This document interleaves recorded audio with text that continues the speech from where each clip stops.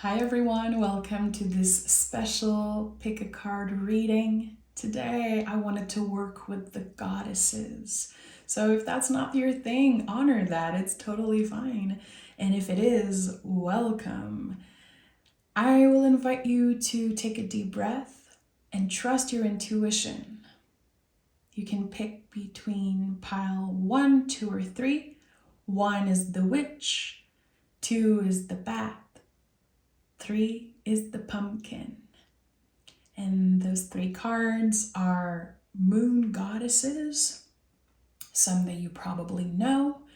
And I will start each reading by reading the booklet of the Moon Witch Oracle because it's a fabulous booklet. And then you'll have a mini tarot reading sharing the messages that the goddess is trying to tell you. So open your heart, honor your intuition, and I will see you in your reading.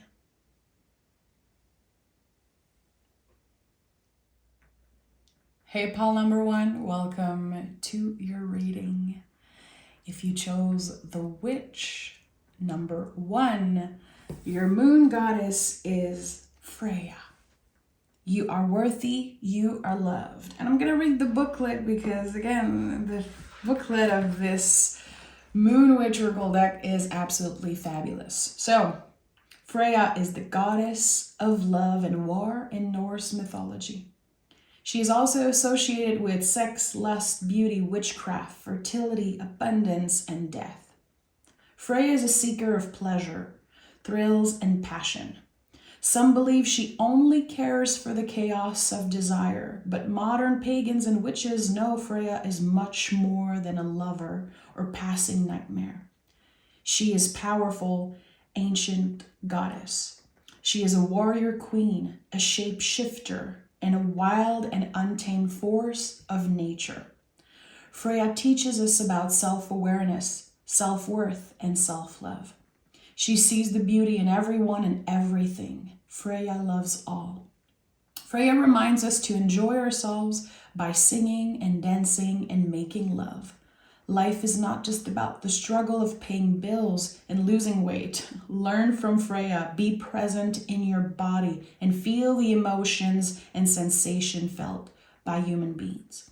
Freya's essence is represented by honey, and she speaks the language of poetry. Her spirit animal is a cat, which is a sacred link to the moon.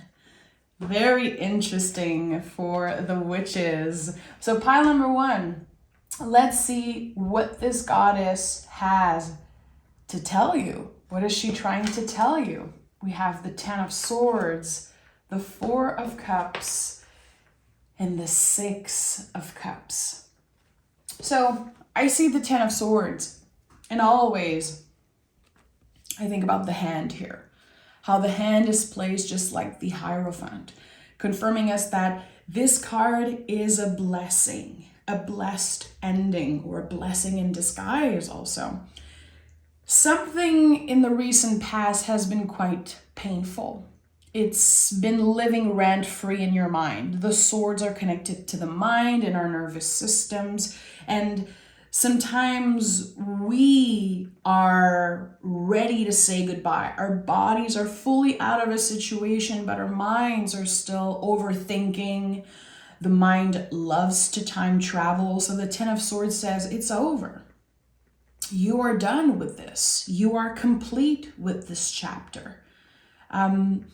Very interesting also how Freya is traditionally known to be the goddess of war for some, and I feel like there's definitely been a lot of fighting, or you have been at war with your mind. There's something that maybe you wanted and you're starting to accept that it might not happen. Is it for the best? Honestly, I think it is. With the 4 of Cups and the 6 of Cups, there is something about emotional boundaries with this card, about learning to say no, which is not easy. I think that especially earlier in life, in our 20s or 30s, we are learning to say no, to honor when it feels like a no for us. Our intuition, trusting that part of ourselves that sometimes is a very quiet voice. The nervous system is very loud. The mind, our inner critique, our inner saboteur, sometimes is going to scream at us, and we will believe that it's the truth, of course, because it's so loud. It feels so clear. And our intuition is this soft, quiet voice. It takes a lot of practice to be able to trust that. The intuition will never invite you into fear. It will never tell you that you aren't good enough, that you are failing, that you need to change, that you need, as it said in the booklet, like lose weight, transform your body, get on a higher frequency. The intuition will whisper yes, gently also whisper a no. And I feel like with the Four of Cups, we are learning to honor that. There's the Three of Cups here. To me, the Three of Cups in the tarot will always be our well ancestors, our guides, our angels. And with the Four of Cups, we are learning to trust that. We are able to say no to this cup that is showing up because it's just not the time for us. We might still be healing something.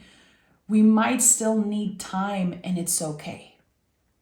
And I've shared that before, but I feel like it's such a huge misconception with the Four of Cups, that people are saying, well, you're not seeing what is right in front of you. That person is clearly seeing the cup. It's in their face. But they are choosing to close themselves to it. And the practice here is to not feel ashamed, to try to move out of the shame, move out of the fear that we're going to miss out on something, that if we say no to this invitation, it's never going to show up again. That is the brain. That is the nervous system that will, again, send signals of fear and say, if you don't take the advantage of this now, you're never going to get it back.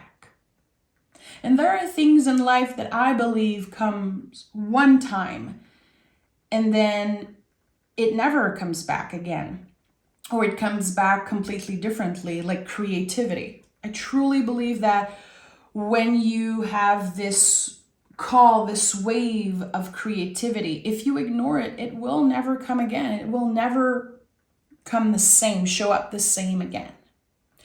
But when it comes to invitations from the universe, when it comes to the people showing up and offers and feelings, there are moments where it is essential to honor a no, and the Four of Cups is such an indication of that. This card can speak a lot of someone who's undecisive. I don't really know what I want. I don't really know if that's the right path, if that's the right person. Am I happy at my job? I don't know. Is it enough? There's a lot of indecisiveness, but you're allowed to change your mind. And if you are indecisive, which we don't want to stay there forever, but I think it's essential to have moments in our lives where we just don't know. It gives us the opportunity to practice listening. It gives us the opportunity to remember that we care. That this undecisiveness is really because we want the best for ourselves. And I think that sometimes we forget that. And the Four of Cups always kind of helps me remember that I care. And that's why sometimes it's hard to make a decision. And I feel like we live in a time where we're supposed to answer right away. We're supposed to get back to emails and phone calls and texts. And there's just so much access to us. And all the fours in the tarot, they speak of boundaries. So are your emotional boundaries solid? Are you pressuring yourself constantly because there are some emails that you did not answer? There are some people waiting for you to get back to them, and you don't really know if you have the energy. Can you honor that within yourself? You'll be ready when you're ready. And they can wait. Trust me, they can wait. And if someone makes you feel like they cannot wait, well, that, my friend, is their own journey. And then we have the Six of Cups. And a Six of Cups is a very important card of healing. You know, we have the Maltese cross here in the back, which is a symbol of healing. And since this is cups, we're talking about soul medicine, really. What brings you joy? What feels sweet in your life? And you know, Freya is connected to honey.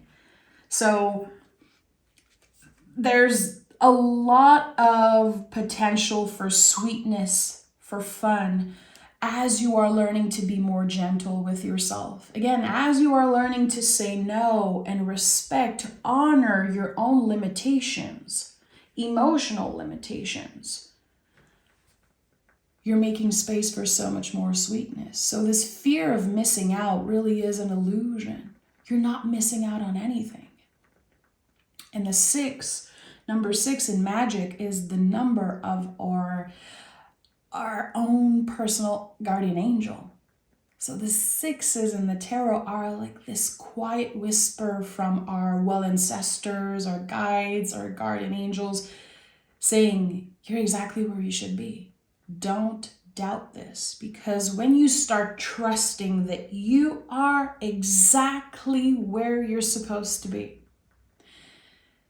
there's this surrendering, there's this letting go, and life can surprise you in very miraculous way. When we let go of the grip of control, and when we start honoring that maybe we are on the right track, maybe we are exactly where we should be. And that doesn't mean that it's perfect, that it's easy, that it's comfortable, but it is essential. Here with the 6 of Cups, which is a big step from the 4. It's a big step from the 4. This is about someone who has learned to make space for grief at their table. The 5 of Cups goes in between, and there's this jump here. So this is someone who honors difficult feelings, who is learning to really make space for the messy stuff at their table. And by doing so, again, it's all part of surrendering. And the cups in the tarot, they teach us how to surrender. They teach us to flow with life, that everything comes in waves, that we cannot control nature.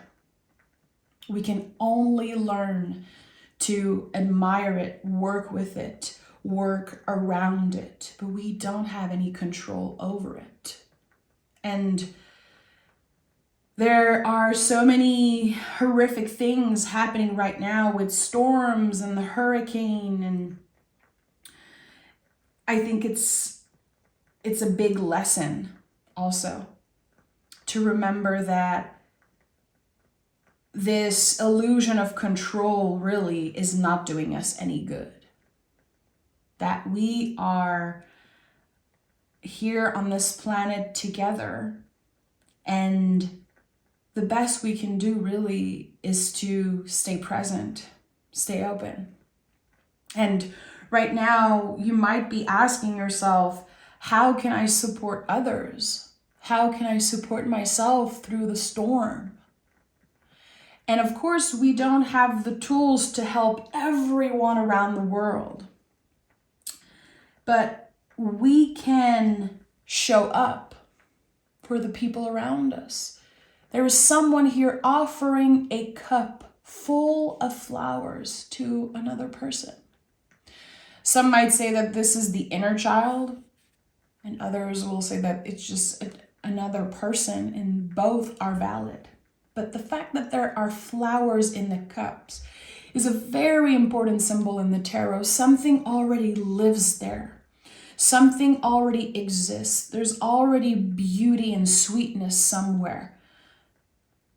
That joy that you have, even if it's just a tiny, tiny fragment of joy right now, can you share it with someone?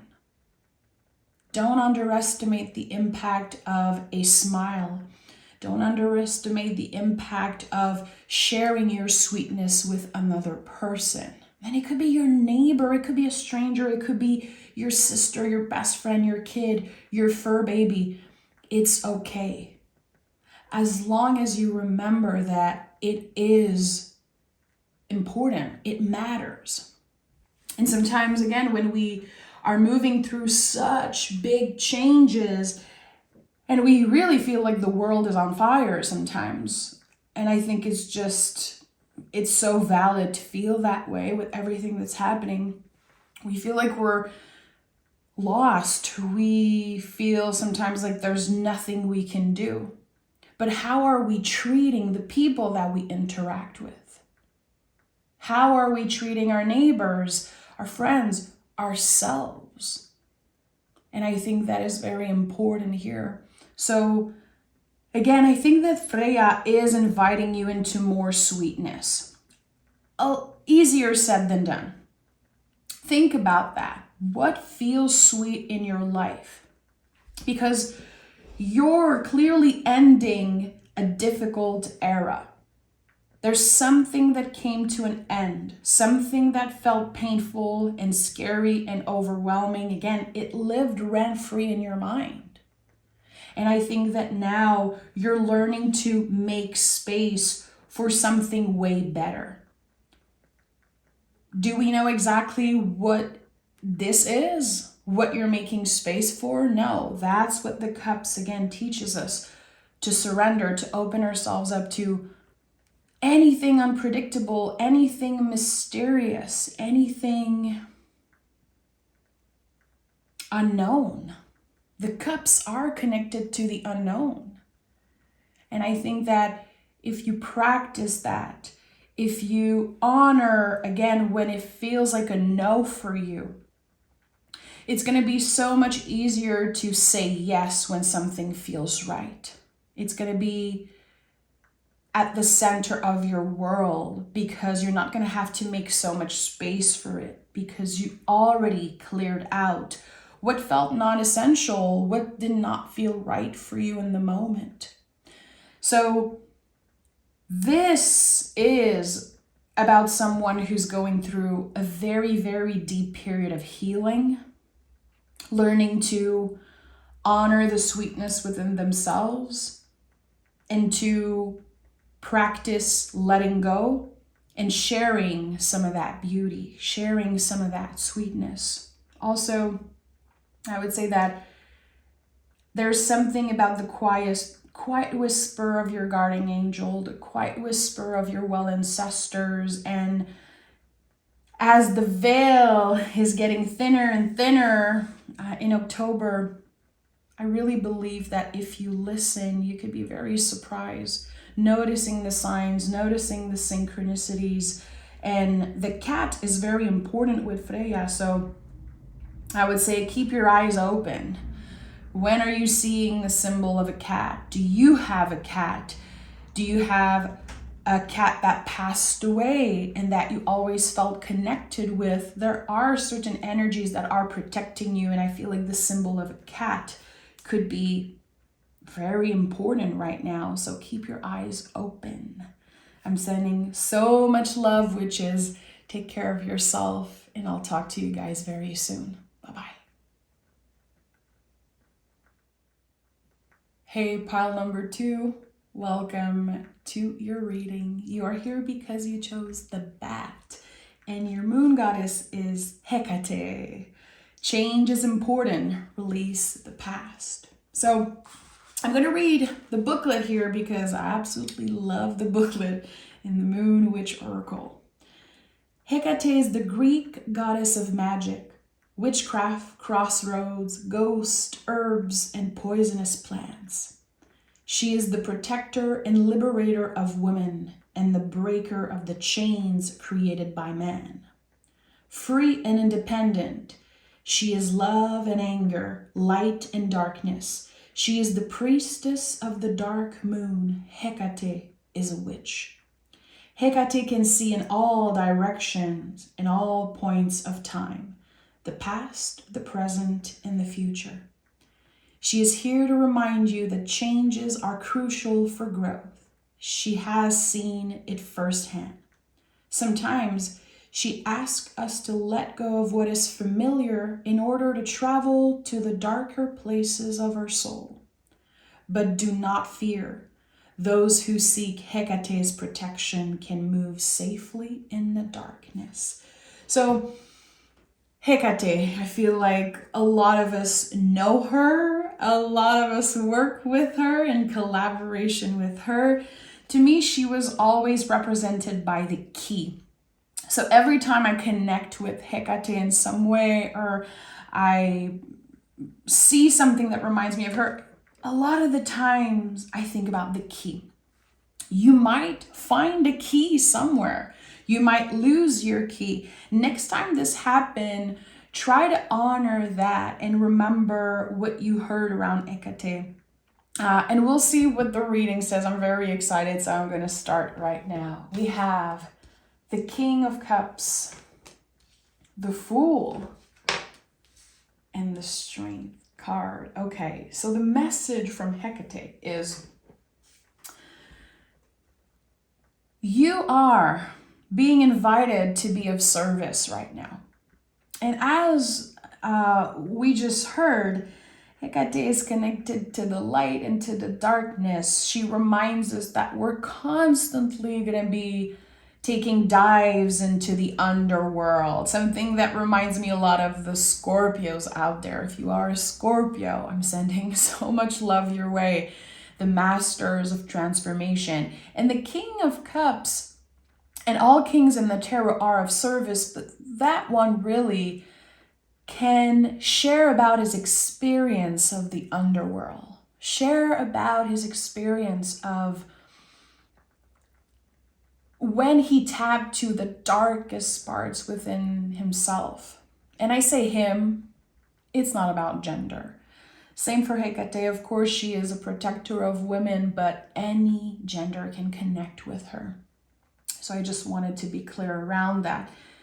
The King of Cups, and it's very interesting that the Fool and the Strength card are here. It really feels like you have been through a lot. There's the sense of emotionally surviving something. You've been through a roller coaster probably, and maybe you have no idea in this moment that your story and your experiences will eventually help a lot of people, that it will be a crucial, essential part of this new journey that's about to begin for you. The Fool is not foolish. The Fool is the soul of the tarot. So whenever you see this card, you know that there's a new soul journey that you're beginning.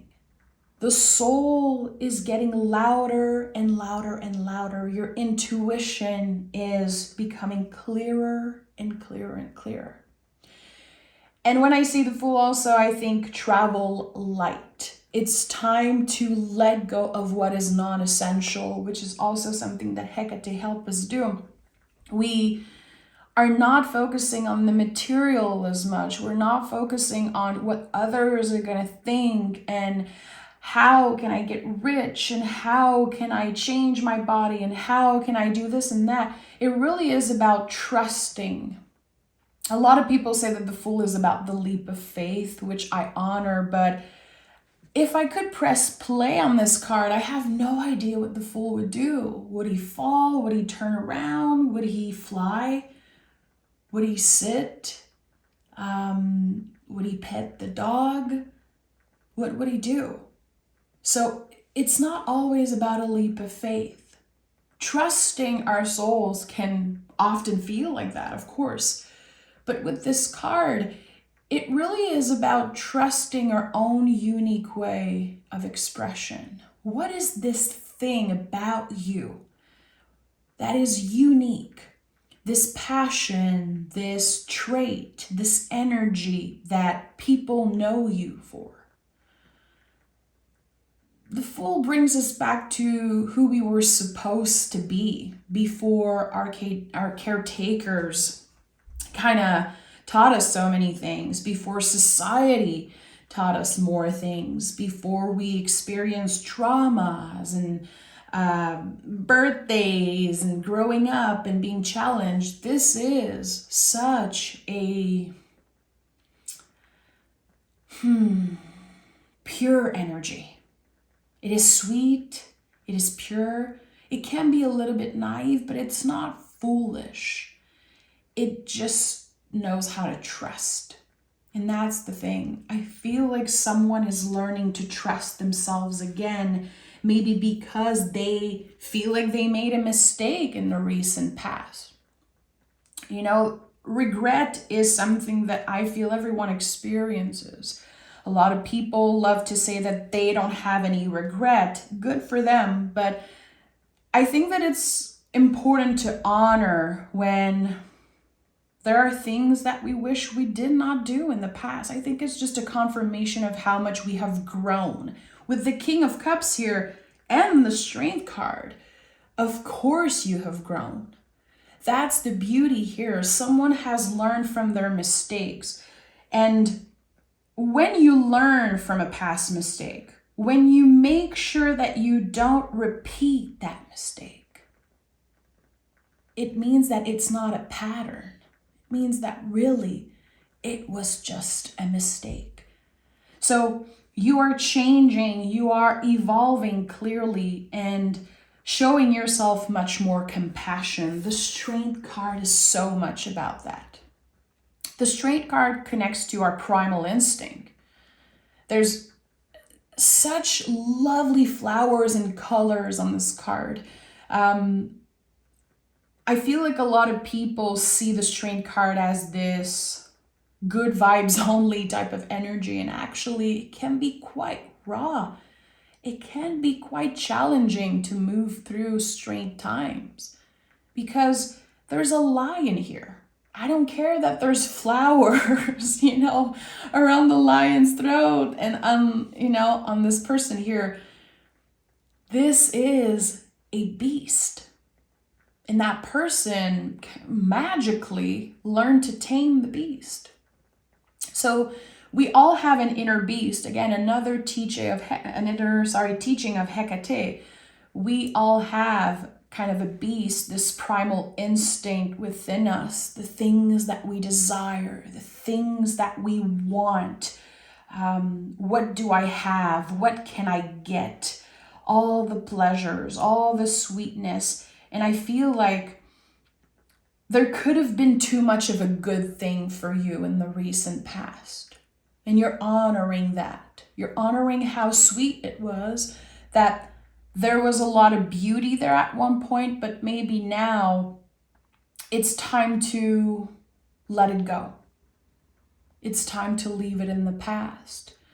There's the symbol here, the infinity symbol on the top of this person's head, which is always super important. As within, so without. The internal changes that happened within you and are still happening are about to show up in the material world. What has been transforming within you? Is it the way that you communicate? Is it, again, for some of us, the way that we let our primal instinct and our desires lead the way? We are allowed to want things. It is our birthright to experience pleasure in all forms. But again, sometimes too much of a good thing can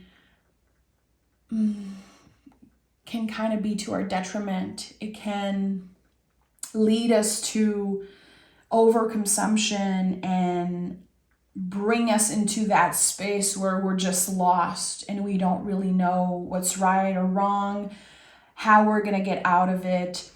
I noticed throughout the years that the Strength card comes up a lot when people have been dealing with some type of addiction, And there are so many types of addiction. We're not just talking about alcohol and drugs. There are so many other things. Sometimes it's codependency. Sometimes it's food, comfort.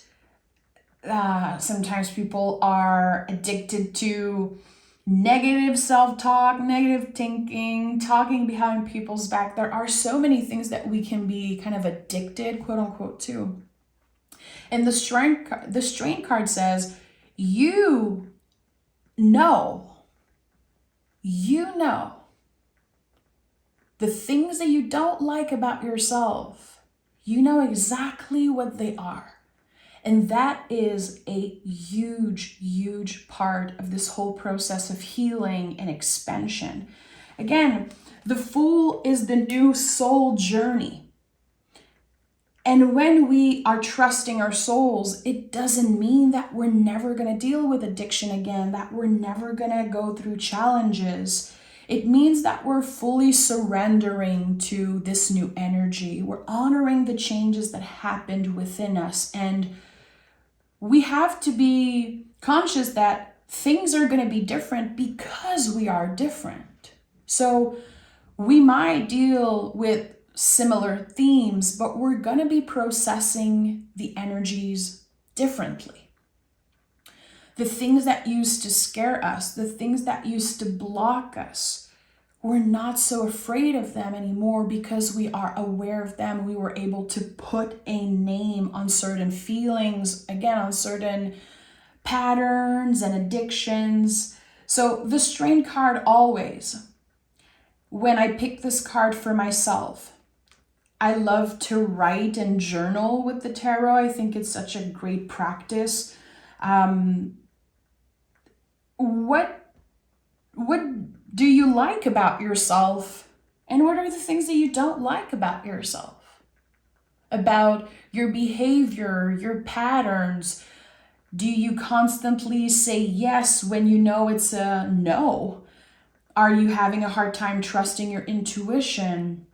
Are you having a hard time show yourself compassion and forgiveness? What are the things that are challenging for you, and what are the things that are easy for you to really give yourself the time to meditate and maybe journal around that?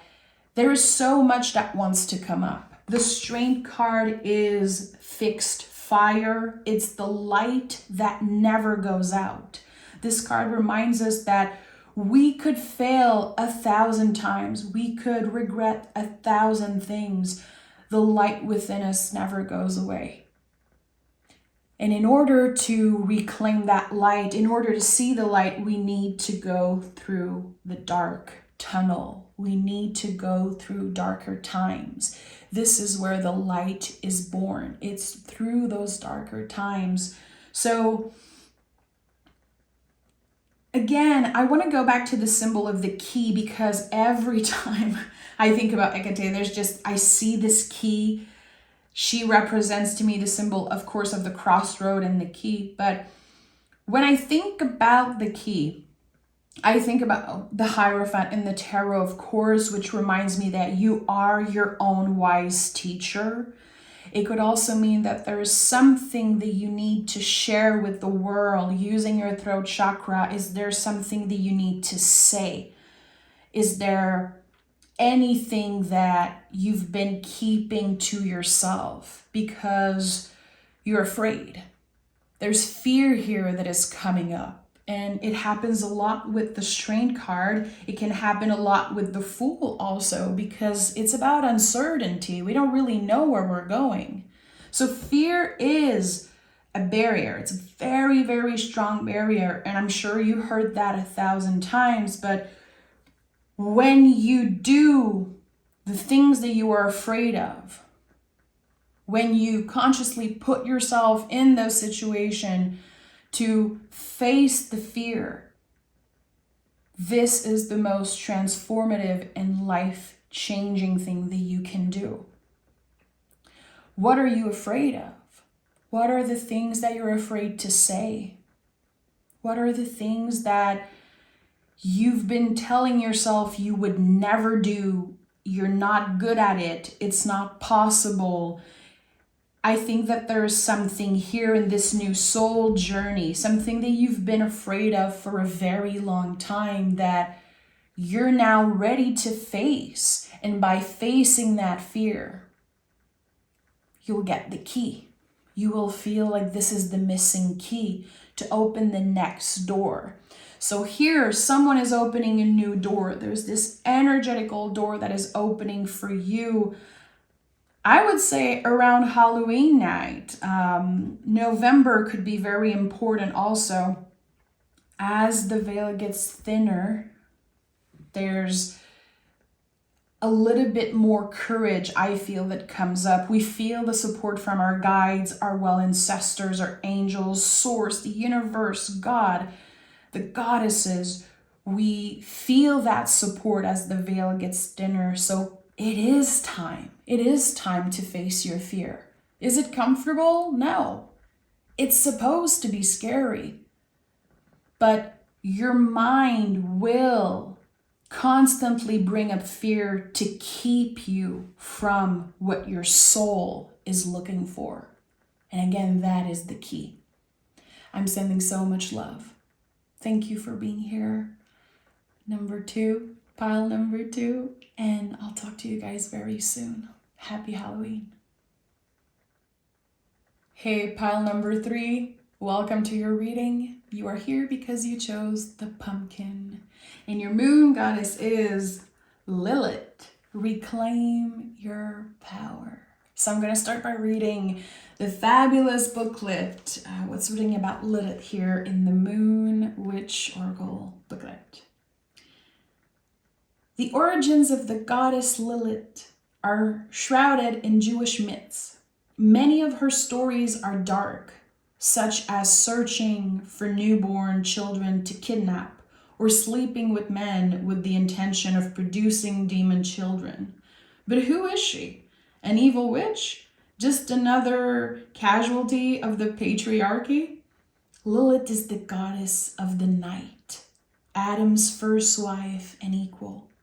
She is a screech owl. She is queen of vampires. She is every woman who has been silenced, humiliated, and cast away from society. Lilith's anger is the anger of the women who have been hurt, bullied, and accused. Lilith cannot be controlled or tamed. She is the voice of women, young and old. She is the goddess of the dark moon. She brings healing, rest, peace, and rebirth as she reminds us to take back our power. She calls for us to stand in our truth and embrace our darkness and light equally. So stop being afraid of judgment. Reclaim your power. Take back what is rightfully yours. This journey is for the brave of heart, but do not worry. Lilith is always by your side. I absolutely love this. And I know this is not going to be for everyone.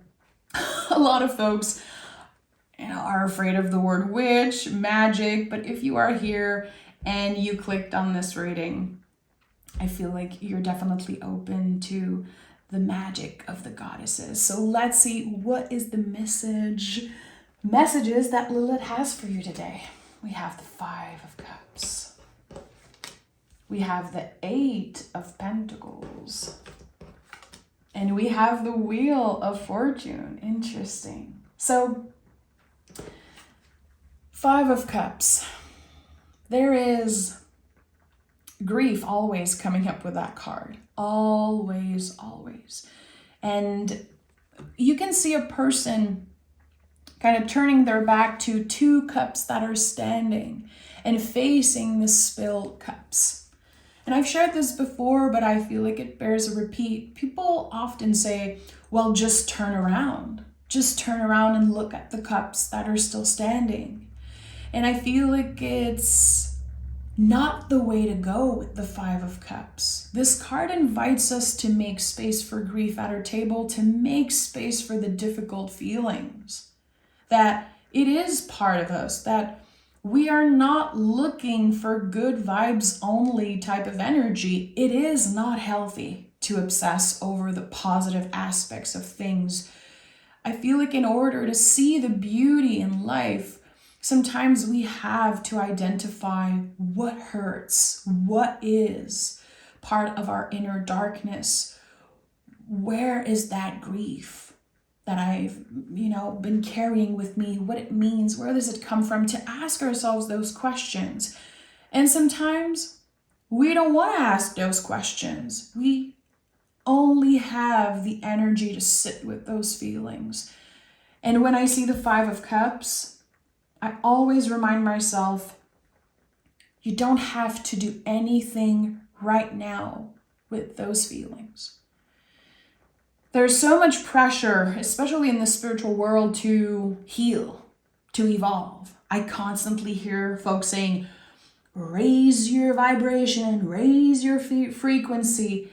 And personally, for me, that always made me feel like I wasn't enough. I remember when I kind of did my coming out in the spiritual world, I felt constantly not enough, not good enough, because people were constantly saying that I should do things differently and do more. But at the end of the day, I think that all of our frequencies are very high. And yes, it could mean that we need to work to keep that frequency high, but I really want to say this for anyone who needs to hear this. You are magical enough. You are intuitive enough. You don't need to pressure yourself to healing, to grieving, trying to find the higher frequency. I think that the most important thing is to remember, and the Eight of Pentacles is part of that everything that you do is part of your spiritual practice. It could be your 9 to 5. It could be how you speak to your neighbors, how you treat your loved ones, how you speak to yourself. When it comes to the spiritual practice, the magical practice, it's everything. Think about the symbol of a pentacle. It is about everything, all elements, everything within and without. So I think this is where you start. What I'm getting here intuitively is that there's a lot of messiness when it comes to your feelings, maybe in the recent past or maybe right now still. And you could be feeling like this is taking away from your practice, from your psychic abilities, your intuition, your magical abilities. But no, it is adding value to it. You don't have to feel amazing and bubbly and excited every time you show up to your tarot cards. You don't have to be on top of your game constantly before doing any type of ritual or any type of, spiritual practice. Come as you are. Show up as you are.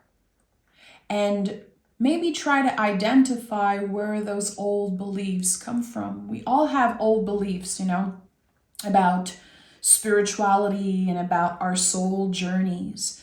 And I think that it comes from a lot of bigger structures and corporations that benefit from us believing that, when Lilith, she will fight the patriarchy, she will fight for those types of things, she will help you see within yourself that you are enough. So the Eight of Pentacles is here. And this is a Virgo energy. I feel like there's constantly this message around Virgo energy that says you don't have to rationalize all of your feelings. You don't have to rationalize everything that you're experiencing, everything that you're doing and moving through. Trust yourself. Trust that you are co-creating with spirit, with source, with your inner child, with the invisible, clearly with the goddesses if you are here today. Sometimes we believe that we're not connected. Again, we can be comparing ourselves to other people and feel like we don't have it. It just doesn't work for us.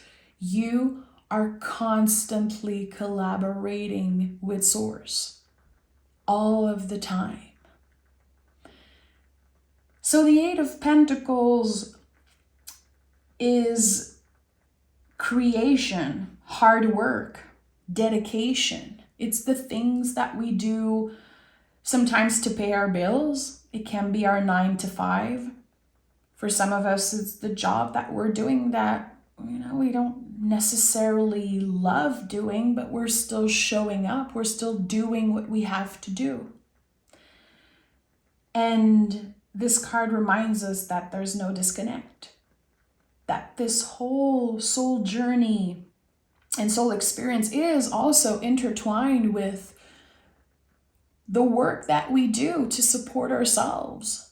There's no disconnect. And the moment you honor that, the moment you can honor that you are constantly doing the work, it's not about, putting one thing in a box and the other in another. It's all intertwined together. I feel like this is where we can start seeing the magic within us, but all around us much more.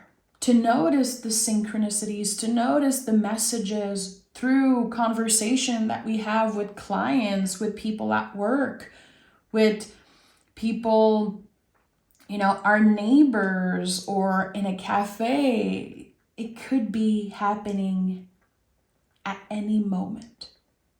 So the Wheel of Fortune is here. And the Wheel of Fortune is, in my opinion, the most esoteric card in the whole tarot. There's just so much mystery and magic to this card. I absolutely love the Wheel of Fortune. But the first thing that I think we need to remember is that it speaks of our center. It's a very important message from the wheel. How can we come back to our center? I noticed that when this card comes up, I can be in my head a lot. I am trying to predict what's going to happen. I'm trying to prepare. I'm trying to rationalize certain things. I'm definitely having a hard time giving myself a break, taking a break if needed, or also just, again, getting centered. So this card shows up and says, okay, take a deep breath. Picture this ball of fire in your belly. If it feels more comfortable, you can also close your eyes and picture your heart. You can place a hand on your heart. And give yourself a moment to center the energy, to come back into presence. The Wheel of Fortune is connected to the fixed sign of the zodiac, so you really want to get back into the present moment. This is the only way you can align with what's about to happen for you. The wheel is moving in your favor, always. This is change. This is when something is about to find you, to bring more magic into your life, to bring more abundance sometimes. But the thing with the fixed sign and how the wheel is kind of moving out of that energy is that our ideas, our beliefs might be changing very surprisingly. It almost feels miraculous. I believed my whole life that abundance was having a certain amount of money in my bank account. Or I believe that the only way for me to be happy was fall in love and find the best partner. For others, they say that they only need to have a great body and then everything will be great and perfect and aligned for them. We all have those old beliefs, things that we're kind of stuck in, old ideas. And they don't come from us. Again, they come from corporations and patriarchy, and sometimes it can come from our caretakers in society and social media.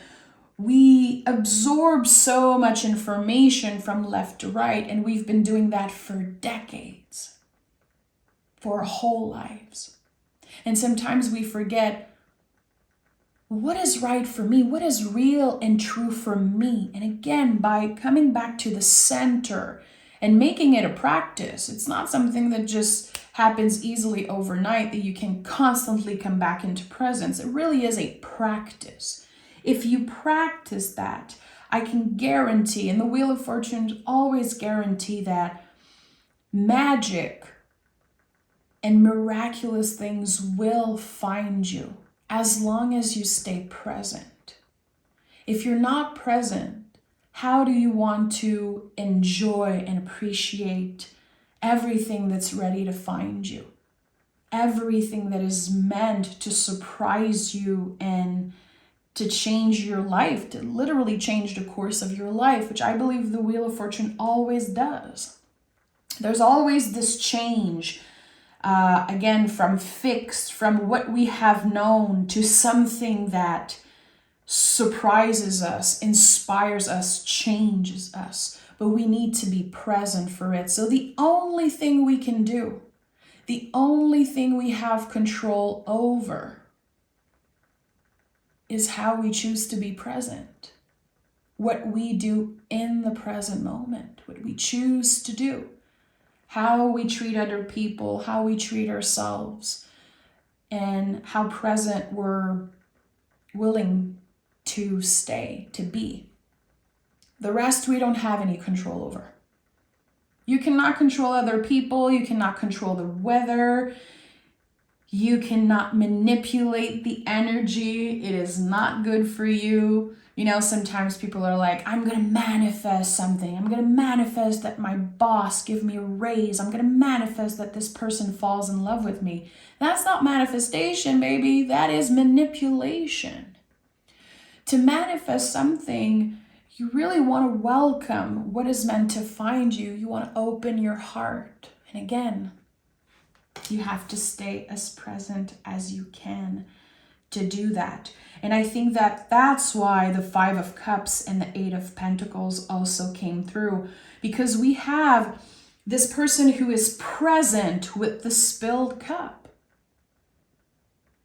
I am here with the feelings of grief, with the feelings of, you know, fear and doubt and overwhelm, and really also feeling and seeing what's happening around the world. And the 8 of Pentacles is like, how are you moving through that? How are you supporting other people? How are you showing up at work? How are you using that little bit of control that you have? So stay present. Be present as much as you can, especially if it's uncomfortable, especially if it's scary. I feel like one of the bigger lessons of the goddesses really is that fear is the key. And the things that we are afraid of, the things we're afraid to say, the things we're afraid to do, a lot of the times, this is exactly what we're supposed to do. And of course, use your common sense. I'm not saying that anyone should put their life in danger. But a lot of the times what we fear the most is the key. And the goddesses, the moon goddesses, are constantly shining a light on that.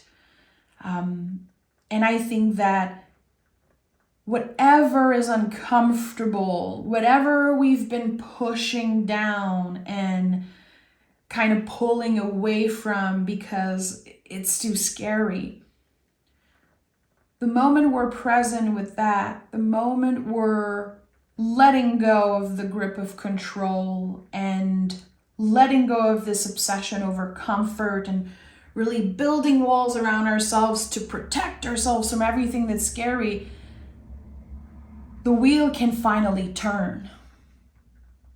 Beauty and magic and miracles can finally find us. So if you pick this card, if you pick the pumpkin today, I think that there's a miracle about to find you, and I'm very comfortable saying that. Open your heart, open your eyes, and stay present for it. before the end of 2024, you will be experiencing a miracle. And I think that this will impact your day-to-day. This will impact how you're navigating uncomfortable feelings and messy feelings right now. And it will realign you. And there could be a new opportunity. There could be a gift or something that you've always wanted. So I'm sending love. Thank you for being here. Thank you for, joining me today with this special reading. I'm sending so much love, and I'll talk to you guys very soon.